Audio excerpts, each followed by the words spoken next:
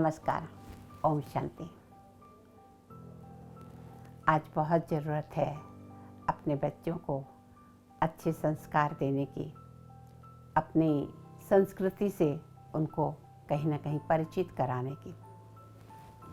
एक बहुत ही संपन्न परिवार का बेटा जो कि बहुत ही होनहार था। पिता बहुत अमीर थे और बेटा बहुत होशियार। कॉलेज में गया, फर्स्ट ईयर में फर्स्ट आया, सेकंड ईयर में सेकंड, फिर फर्स्ट आया।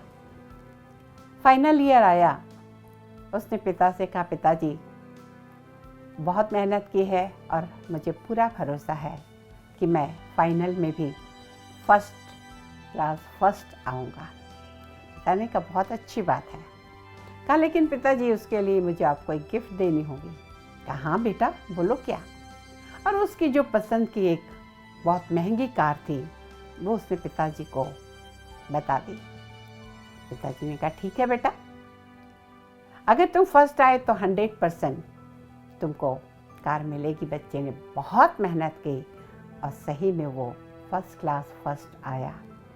जैसे ही कॉलेज में रिजल्ट देखी, कॉलेज से ही पिता को फ़ोन करके कहा, पिताजी कार रेडी रखिएगा, आपका बेटा फर्स्ट क्लास फर्स्ट आया है। कहा, हाँ बेटा।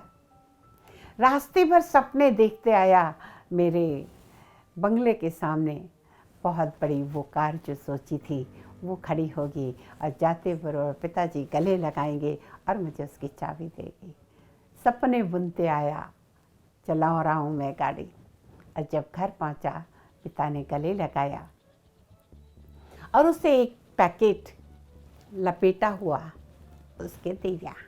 बेटा तुम फर्स्ट क्लास आए, I am proud of you, ये रही तुम्हारी गिफ्ट। बेटा अपने कमरे में गया, उसने देखा सोने के कवर में लिपटी हुई रामायण थी। उसको बहुत झटका लगा।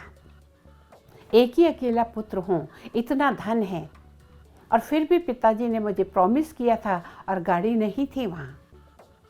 बहुत गुस्सा आया, चिट्ठी लिख के पिताजी को चला गया, आपने मुझसे प्रॉमिस किया था, अपना प्रॉमिस पूरा नहीं किया, मैं घर छोड़ के जा रहा हूँ, अब कभी लौट कर नहीं आऊँगा। होशियार तो था बहुत जल्दी अपने पैर पे खड़ा हो गया, अपना बिजनेस शुरू कर दिया, शादी कर ली, बाल बच्चे हो गए, अपनी गाड़ी, अपना बंगला, सब कुछ हो गया। और इतना करते करते एक दिन मन में ख्याल आया, जाऊं, लेकिन फिर बार बार उसका ईगो आड़े आ जाता। नहीं, पिताजी के पास सब कुछ होते हुए भी, माँ भी चली गई थी, मैं अकेला बेटा था, फिर भी मेरे को पिताजी ने गाड़ी नहीं दे के वो रामायण दी। बार बार उसे रोक रहा था और काफ़ी समय बीत गया। एक दिन बहुत उचाट मन था और कहा कि नहीं, आज तो फ़ोन कर ही लेता हूँ। और जब उसने फ़ोन उठ किया अपने पिता को, तो घर के नौकर ने फ़ोन उठाया। कहा, मालिक आप कहाँ हैं? कहा, मुझे पिताजी से बात कराओ। उसने रोते रोते कहा, मालिक तो 10 दिन पहले चल बसे। कहा, क्या? कहा, हाँ, उनको पता था कि तुम एक दिन फ़ोन करोगे और उन्होंने कहा था कि जब तुम फ़ोन करो या आओ तो कहना कि तुम्हारा बिजनेस, तुम्हारी प्रॉपर्टी तुम्हारे पिता तुम्हारे नाम करके गए हैं, अपना बिजनेस आके संभालो। बेटा दुखी मन से घर पहुंचा, पिता के कमरे में पहुंचा और फिर से वो रामायण उठाई। रामायण जब उठाई और उसको खोली, क्योंकि पिता ने गिफ्ट दी थी, पिता तो थे नहीं, उनका तो अंतिम संस्कार हो चुका था। और जब खोली तो उसमें से एक एनवलप नीचे गिरा और एनवलप नीचे गिरा तो उसने उठा के देखा, उसमें एक लेटर लिखा था। बेटा, जैसे मैंने तुम्हें प्रॉमिस किया था, प्रॉमिस के अनुसार तुम्हारी गाड़ी की चाबी और उस गाड़ी का भुगतान का बिल इस एनवलप में है। लेकिन मेरे प्यारे बच्चे, मैं ये भी चाहता हूँ कि तुमने जहाँ इतनी अच्छी शिक्षा ली, इतने होशियार हो, तुम अपनी भारत देश की जो ग्रंथ हैं, रामायण, गीता, वो भी पढ़ो ताकि जागृति आए, वो संस्कार आए, वो मर्यादा पुरुषोत्तम राम जैसे गुण तुम में आए।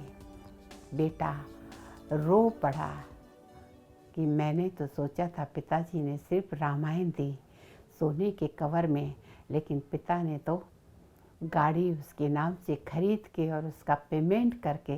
लेकिन कई बार जब धैर्यता नहीं होती, हम धीरज नहीं रखते, जल्दबाजी में कोई निर्णय ले लेते हैं, तो बाद में पछतावे के अनुसार कुछ नहीं था। काश मैंने उसी दिन रामायण खोल के देख ली होती, लेकिन गुस्सा इतना आया और घर छोड़ के चला गया, और आज पिता दुनिया छोड़ के चले गई। उस परमात्मा ने भी हमारे लिए बहुत कुछ रखा है, लेकिन कई बार हम अनजाने में कि मैं तो अभी मांग रहा हूँ, अभी क्यों नहीं दे रहे, और वो चीज़ होती भी है। थोड़ा सा कहीं ना कहीं 4 कदम चलने की आवश्यकता होती है और मंजिल सामने होती है। लेकिन कई बार अधीरता में, कई बार जल्दबाजी में हमारे निर्णय सारे जीवन के लिए हमें दुख देने के निमित्त बन जाते हैं। आप ऐसे गलती ना करें, क्योंकि बड़े जो करते हैं उसके पीछे हमारा कुछ ना कुछ कल्याण होता है। परमात्मा कल्याणकारी है, वैसे ही हमारे माता पिता भी हमारे कल्याण की ही बात सोचते हैं। आज के लिए बस इतना ही। ओम शांति, नमस्कार।